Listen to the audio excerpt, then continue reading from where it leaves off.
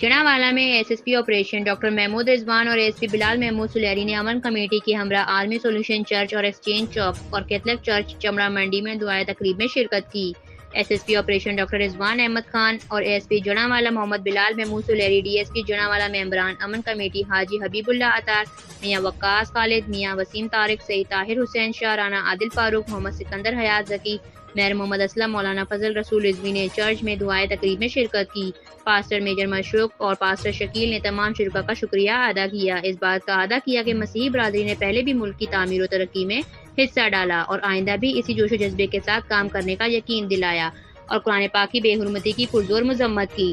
علامہ محمد سکندر حیات ذکی اور علامہ فضل رسول رضوی،